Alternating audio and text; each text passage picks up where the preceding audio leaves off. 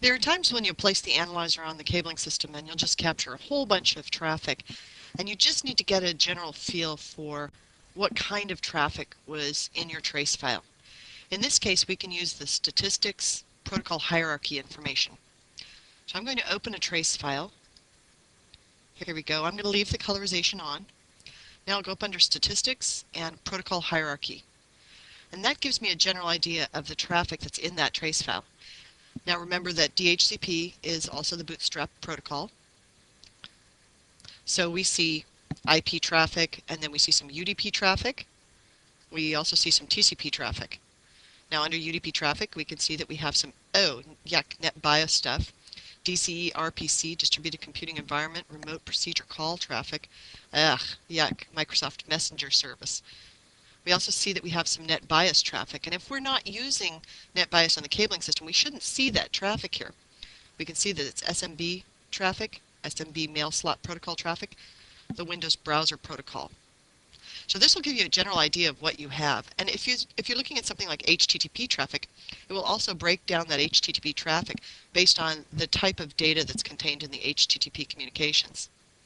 In addition, it will give you the percentage of the traffic that is that particular protocol, number of packets that each one of those protocols has, the bytes, the megabits per second, the end packets, and the end bytes. That's basically telling you how many packets are the DHCP or BootP packets and how many bytes they use in total, and then the final count in the megabits per second for that entire trace file. So it's a nice look overall at what's going on.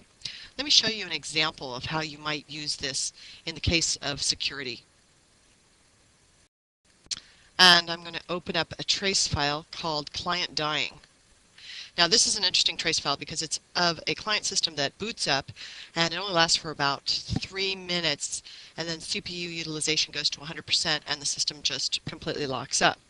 So what I want to do is I want to see what types of protocols and what types of communications are involved during the boot up sequence.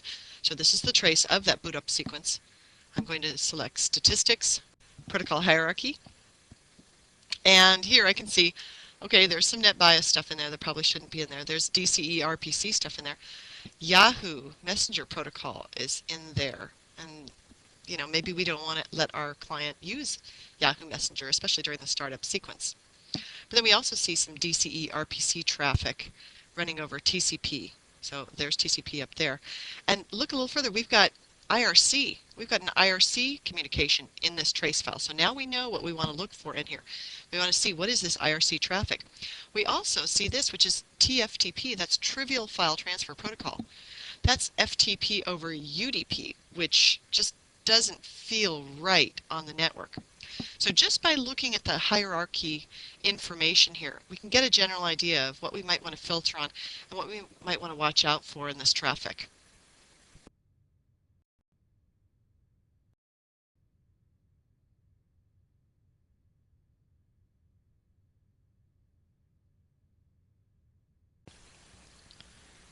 I'm still in the client dying.dmp trace file, and now I want to look at conversation information. A conversation is considered a communication between two devices, and we can look at a conversation as an Ethernet conversation between this hardware address and this other hardware address down here. Or we might be looking at it based on the IP layer, a conversation between this IP address and this IP address. Or if we go up through the stacks to a higher layer, we might be looking at TCP conversations, and TCP conversations would be based on a certain IP address talking to another IP address, but also a specific port talking to another port. So we're trying to group together these conversations to look at. So I'm going to select Statistics, Conversations, and that will pull up the main conversation list. Here we can see it shows us that in this trace file we have one Ethernet conversation. There are the two MAC addresses seen in this trace file. We have 13 IP conversations going on, 13 pairs of IP communications going on, 29 TCP conversations going on, and 4 UDP conversations going on. Let's start by looking at the UDP conversations. So I've clicked on the tab, and now it lists the conversations. And as I mentioned before, when you get up to the layer of TCP or UDP, it's not just the IP addresses, which IP addresses are communicating with each other, but it's also the port numbers that they're using to communicate with each other. So here we can see 172.16.1.10 communicating from port 1048 to 172.16.0.254, and port B there would be the DNS port, so that's port 53 that's just been translated over. But if we look at this, there's kind of something weird here. There's that TFTP communication. That's the trivial file transfer protocol communication. And that's the thing that's kind of weird that we didn't want to see in this startup sequence for this client system. Now, when you're in conversations and you see something that's unusual like that, there are several things you can do. First of all, you can right mouse click and you can apply this as a filter. Say, I only want to see that communication. Based on the selected value, I want to see the conversation both directions bidirectionally, or I only want to see the communication that's going from the address A listed up here in the first column to address B, or only things going from the address listed in address B column going to A, or A going to and from anyone, etc. So you have all these options. In addition, you can say, I want to see everything except for this conversation. And then we can do some work with Boolean operands in here as well. Now, here we have the capability of preparing a filter, which means we prepare the filter, but we don't automatically apply it in the background. So if I say I want to prepare a filter based on a conversation, we have the same options here. Remember, a lot of this filtering information is in section 8 of this course. We could also say that we want to find a packet. We want to find a packet, any one of those packets between A and B that have to do with this conversation. So that will take us immediately to that TFTP communication. We can also colorize a conversation, and that will open up the color filter window.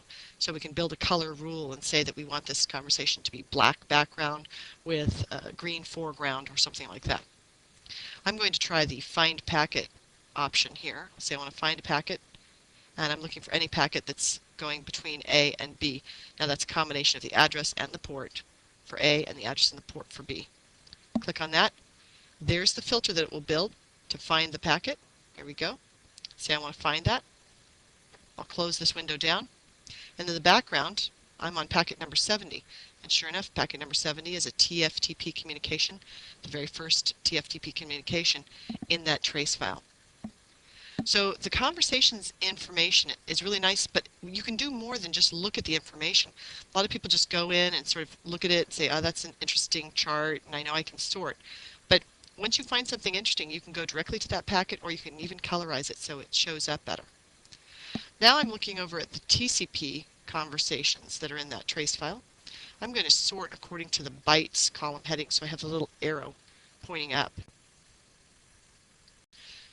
Now that means that I have the most active conversation showing up on top, and that's based on the byte count. So I can select that specific conversation, right mouse click, and say that I want to apply a filter based on that. Now, in section number 8, we'll go through all the filtering stuff, but this is an easy way of applying a filter. I'll select all traffic to and from A and B based again on the values that you see here in the background, address A, port A, address B, port B. Say OK, and there we go. Now you can see that the filter is automatically placed up there, and we're able to see that that communication is an IRC communication. So besides using statistics just for general, the conversation statistics just for general information about the traffic cruising around, IP traffic, TCP traffic, and UDP traffic, we can also pull out a specific communication very easily by just selecting conversation, right mouse clicking, and then either applying filters, preparing filters, finding a packet, or colorizing that packet traffic.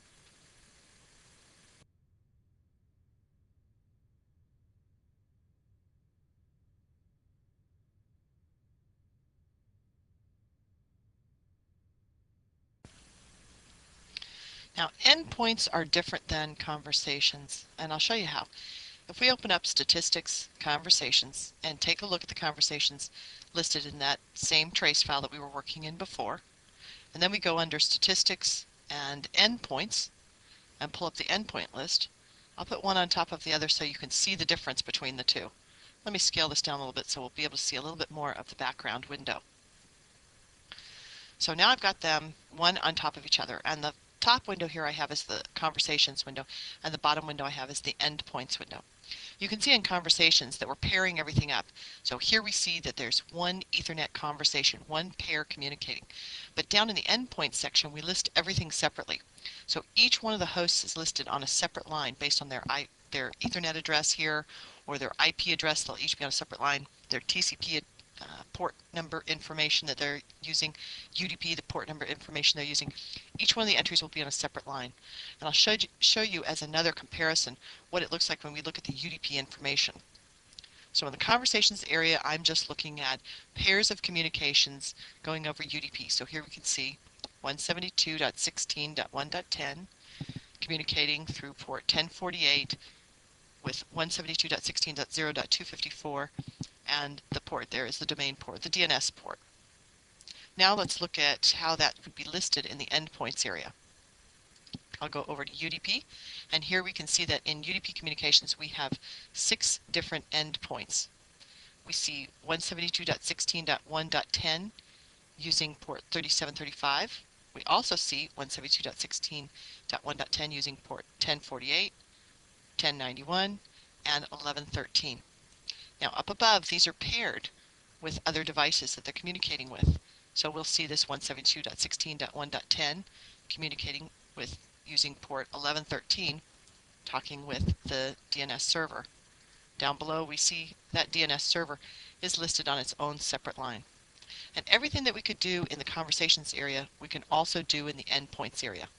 So if I see something that I'm interested in, there's that TFTP communication, I can right mouse click, and again I can apply a filter based on that communication. I can prepare a filter, which I can apply manually later. I can find a frame, or I can colorize that host traffic. Let's take a look at how we can use the conversations and endpoint information to identify some possible security problems on the network. First of all, I'm going to open a trace file called Gnutella single session. Now I know it's a Gnutella session going on, but there might be other things happening in the background. So the first thing I'll do is I'll bring up the endpoints window.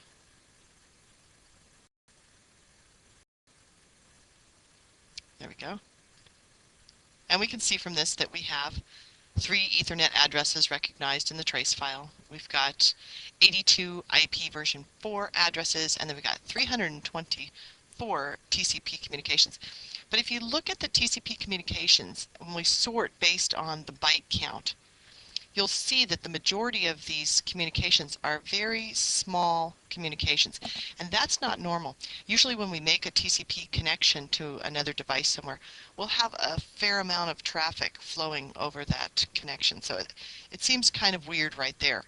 If we go over to the area of IPv4 and we sort according to the transmit bytes, we want to see who transmitted the most packets in the whole entire trace file. And here we have 10.1.4.176. And let's just pull out traffic that's associated with that particular IP device. So I build a filter to say, filter on the selected value. It'll apply the filter in the background there. We can look at this traffic for a little more information. We can see that 10.1.4.176 is sending a SYN packet out to this other address. Then we see 10.1.4.176 again sending another SYN packet out at using a different port number. Starting to get these resets back, and it keeps sending all of these SYN packets out. Look at all these SYN packets going out. All these different handshake packets. And when we see something like this, it seems really strange. And it also seems really strange because Wireshark doesn't recognize and doesn't put in what the protocol is at this point. But remember, so far this is just a handshake. We can't make any assumptions as to what protocol this person is using or what application they're using yet. This is only a handshake process. We have no commands to base this on. But as we scroll down, look at all those SYN packets. That's something we just really shouldn't see on the cabling system. So I'm going to clear out that filter, and now I'm going to look at the conversations. So I'll go up to Statistics and Conversations.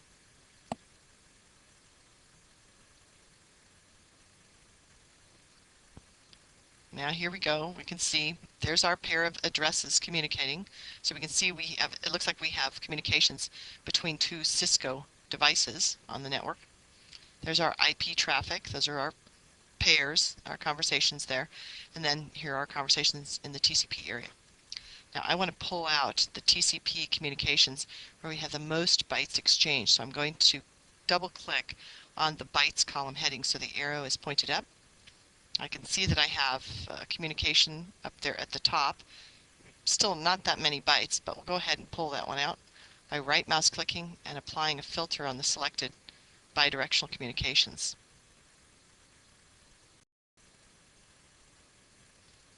And there we go. We can see that we've got a handshake process. Really isn't a lot in the way of packets, but it came up to the top of the list in bytes transferred because the majority of this traffic was discovery traffic in this trace file. It wasn't actual connections and making transfers type of traffic. We can see there's the three-way handshake, and there's the Gnutella protocol showing up now, because Wireshark recognizes that we really don't know what it is until we see actual data transfer across the wire. Interestingly enough, port number 6346 is associated with Gnutella. So we can see the request to get a file that starts with sorority sex kitten or something like that. There's the acknowledgement coming down, and there's the rest of the request. Now, one last thing I want to show you is how you can extract the information that's shown in the conversations and endpoints chart. Here we're looking at that conversations listing, and we've sorted according to the transmit bytes column heading. Now at this point there's no print, there's no export button or anything like that on this window, but there is a huge copy button, and you can click that copy button, and now that's just copied it into the clipboard. And now we can toggle over to WordPad, and we can paste this into WordPad. You can see that it comes in a comma-separated format.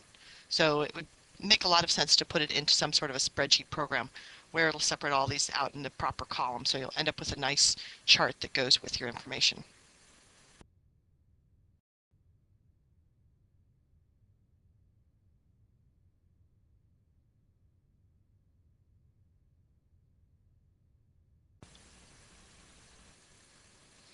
We can also look at destination information in Wireshark. So here I've opened up a trace file which is called pl-zipdownload.pcap. And I'll select statistics and destinations. Now I can apply a filter if I wish at this point, because maybe I'm only interested in the destinations that support DHCP traffic. I only want to see who's talking DHCP traffic or just DNS traffic. If I don't put anything in this area at all, I can just create the statistic on it, wait a moment, and all of a sudden it will populate, and there we go. These are the destinations seen in this trace file.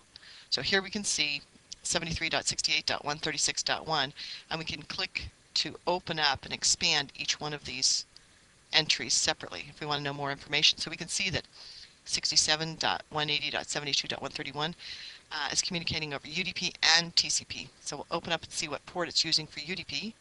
So we can see port 53. This is obviously a DNS server. And we can see in TCP it's using port 80. So it also supports some web services. Now a lot of times you may be interested in only a specific protocol. So in the filter area, let's just put DNS. And we'll say we want to create the statistic. Give it a moment, and there you go. So we can see that 67.180.72.131 communicating over UDP using port 53, and these other devices are talking to port 53 on this DNS server. So these are the folks that are making DNS queries in the trace file. We'll take another look at a statistic by putting in HTTP and creating the statistic. And here we can see that we've got the 67.180.72.131, and we can see that it's TCP communication port 80. And we can see that this IP address here is associated with TCP communications. And from that system, we can see all these different ports opened up. So that feels like a client system. That's what a client system looks like. We'll go to the last one here and open that one up. And here we can see we only have one port, but it's a client port. It's not like a service port that we would recognize, like a port 80 or a port 110 or port 25 or something like that. So this is most likely a client as well.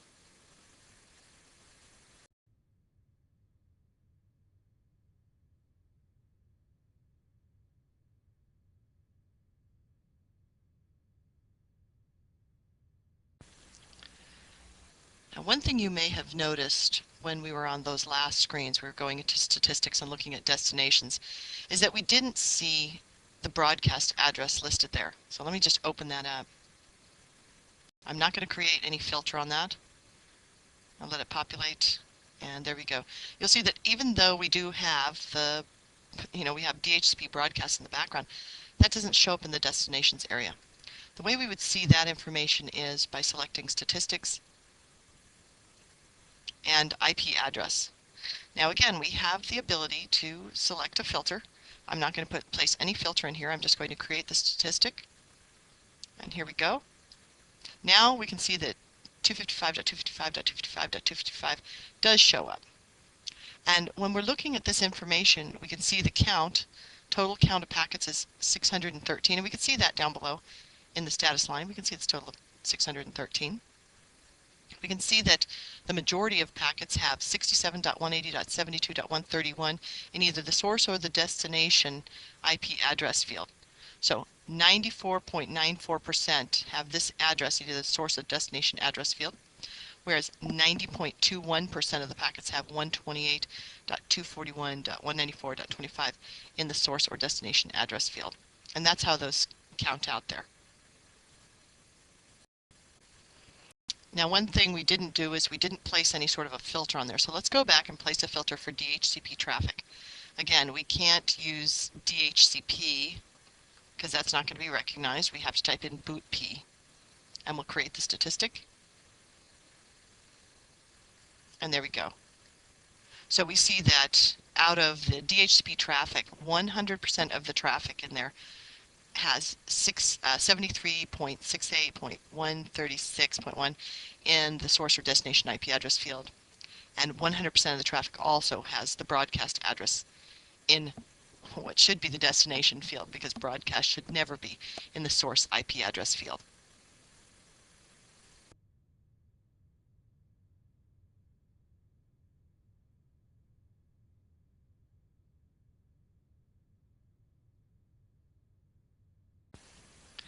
Now let's take a look at the packet length statistics that you can get with Wireshark.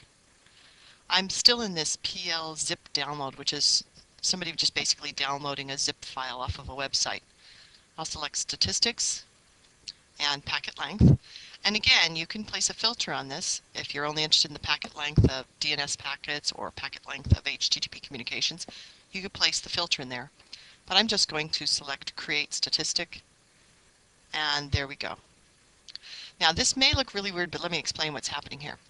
The majority of the traffic is little itty bitty tiny packets between 40 and 79 bytes. 59.22% of the traffic is between 40 bytes and 79 bytes long. The next highest percentage that we see is 18.43% of the traffic that falls between 1280 and 2559. Now we should see packets of 1518 bytes on an Ethernet network. But a lot of times what you'll see is on an Ethernet network, when someone's doing a file transfer, you'll see this listing right here, the 1280 to the 2559, as a high number. The top two numbers should be this one right here. And also you'll see this minimum size packet area, the 40 to 79 byte length packet. And the reason is because these packets up here contain data. These packets down here are probably just ACK packets, just acknowledgement packets, which are minimum size packets, 64 byte packets on an Ethernet network. I'm going to open up another trace file, and this next trace file that I'm going to open up contains a file transfer, but it's a really large file transfer. And I think that will illustrate even further how those packet lengths work for a file transfer process. So I'll select statistics. I'm now in this trace file called download-good, and I'll go to statistics and packet length. I'm going to go ahead and create the statistic, and I'm not placing any filter on it. There we go. This is typical of what you'll see. The majority of the traffic sits within the 1280 to 2559 and the 40 to 79 range. These are going to be all the ACK packets in that trace file, whereas these higher numbers here should actually contain data in them as they're crossing the wire.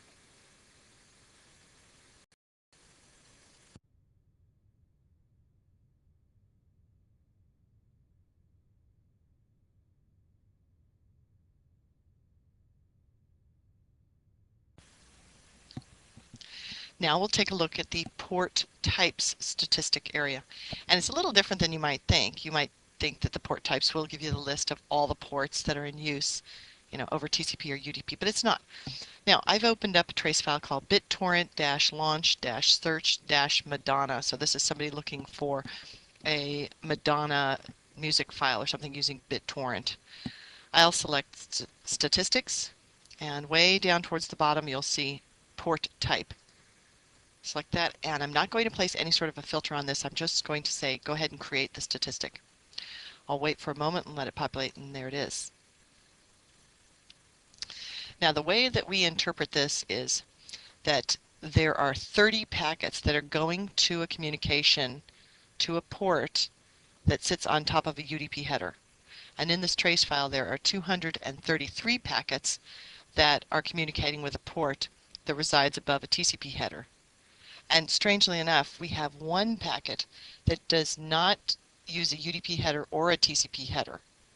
So that's how we interpret it. And let's go see what that other type of a packet is. I'll close this window down and close this window down. And now I'm going to create a filter that says I don't want to see any packets that use TCP, and I also don't want to see any packets that use UDP. And I'll hit enter, and that's what we're left with.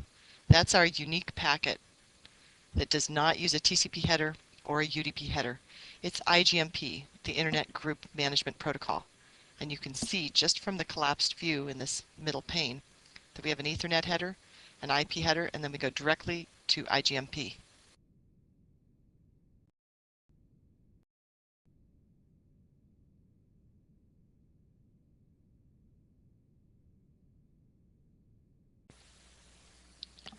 Multicasting is the process of sending packets to multiple devices, as opposed to unicast, which is where we send packets to a single device, or broadcast, where we send it to all devices.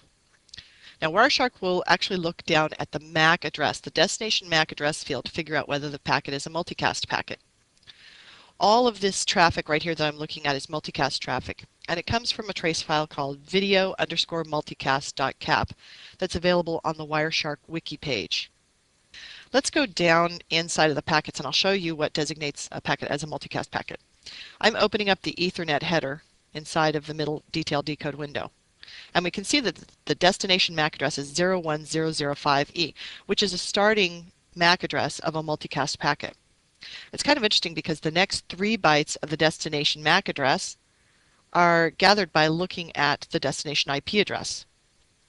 The destination IP address, the decimal value 111, is equal to the hex value 6F.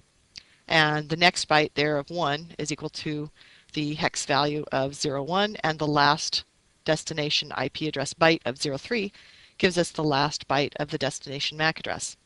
But you'll see the beginning bytes start with this 01005E.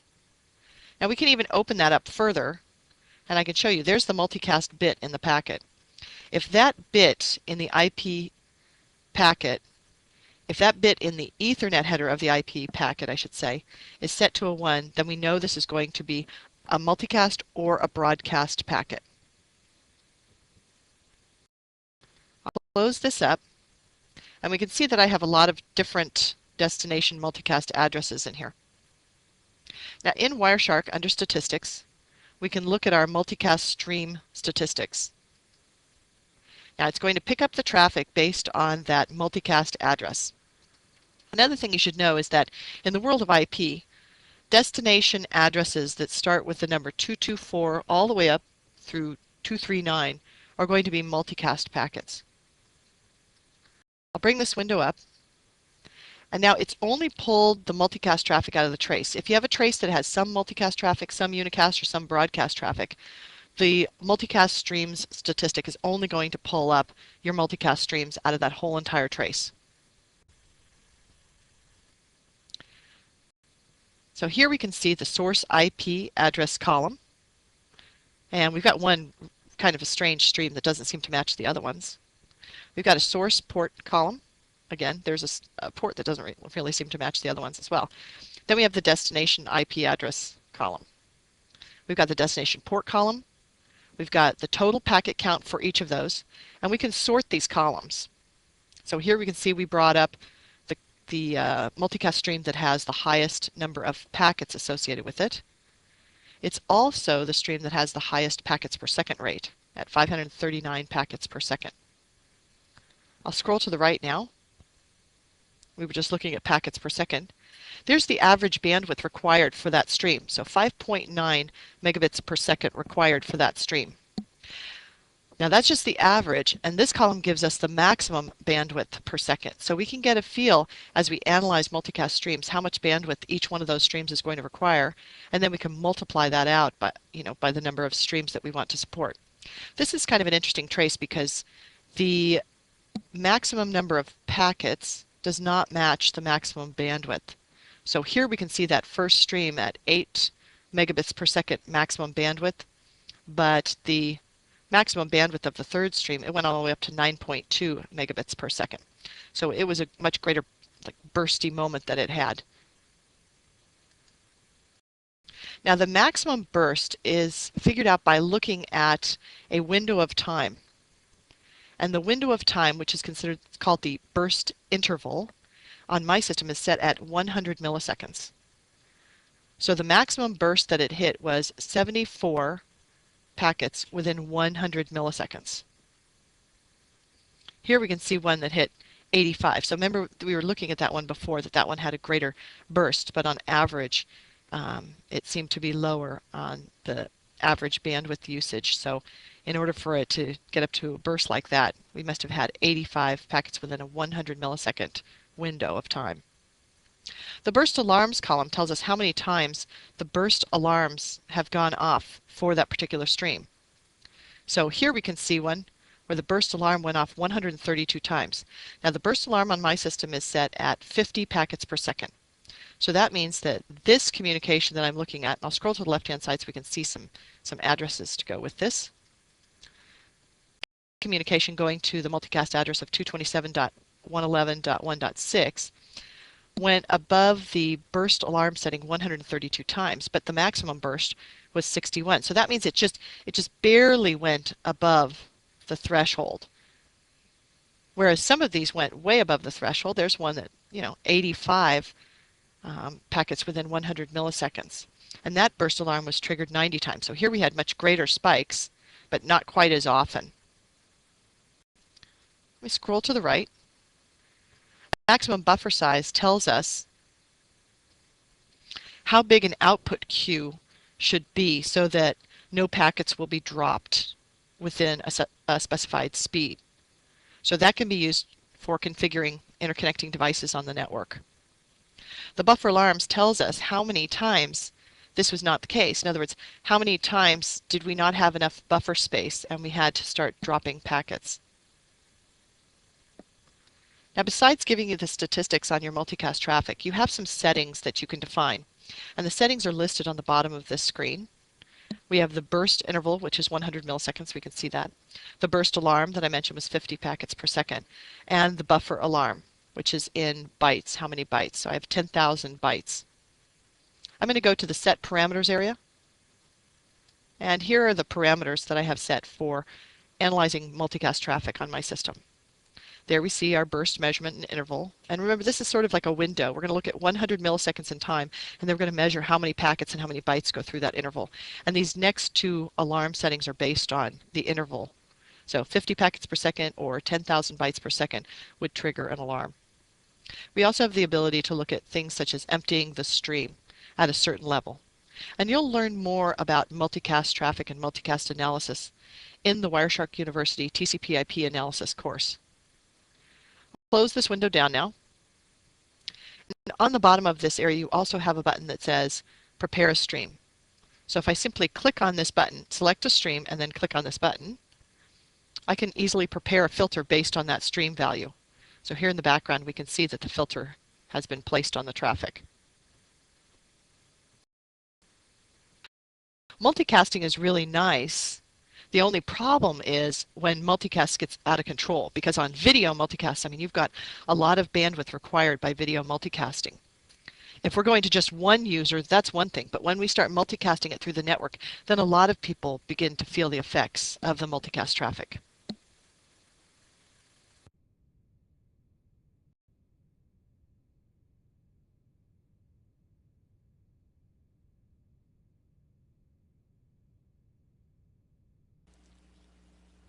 Now it's time for you to test yourself on statistics.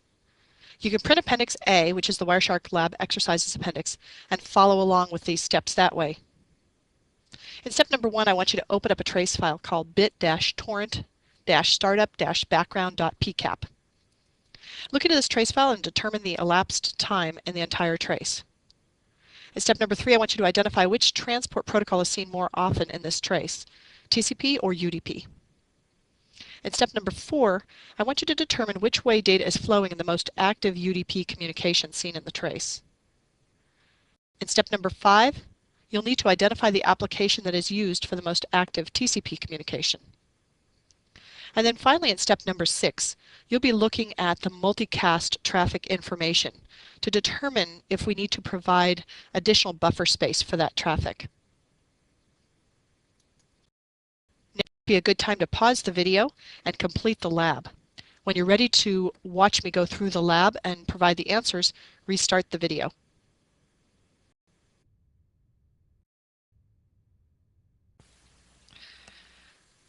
right, the first thing I'm going to do is open up that trace file, which is called bit-torrent-startup-background. It's a pretty large file, so I'm going to have to give it a moment to start up. And once it starts up, I want to look first at the summary information. Now, there are a couple of ways of getting the elapsed time in the trace. We can use the time column if we have it set properly. That would be if we have the time column set to show us seconds since the beginning of the packet capture, but that's not the way my system is set up.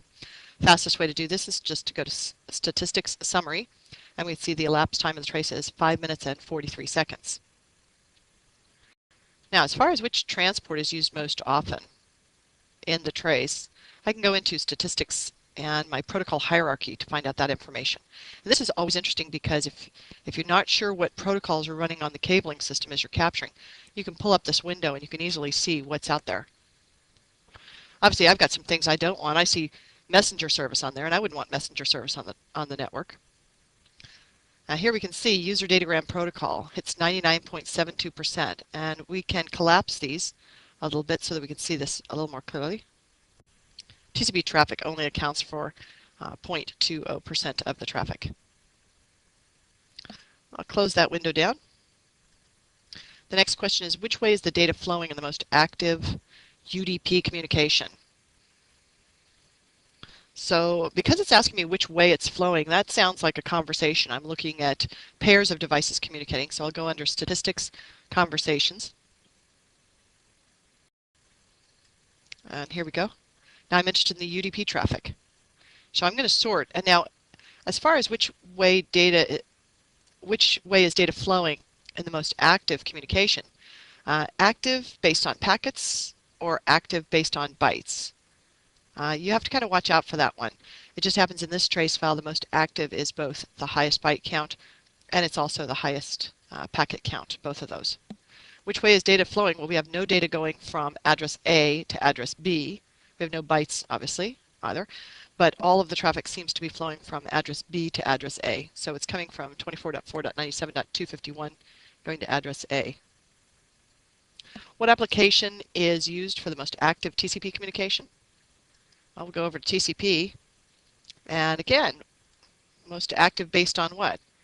Luckily, our highest packet count is also our highest byte count. So we can see that first line there. Looks like it's HTTP traffic. Do we need to allot additional buffer space for multicast traffic? Well, in this case, we're going to pull up the multicast streams statistic window. Now remember that although if you look through this trace, there are actually two multicast communications in there. One is IGMP though, which is the Internet Group Management Protocol. And multicast streams will pull up the data multicast streams, the ones where we're actually exchanging data. So here I can see there we have source IP address, destination IP address, same source and destination port, which is kind of nice. It'll help us identify what application that is if we need to. The packets, there are only 8 packets in that 5-minute 43-second trace. Average bandwidth is all the way down to 0 megabits per second. Maximum burst, 1 burst in 100 milliseconds. So I don't think that we're going to have to worry too much about that buffer and hitting burst alarms in this trace.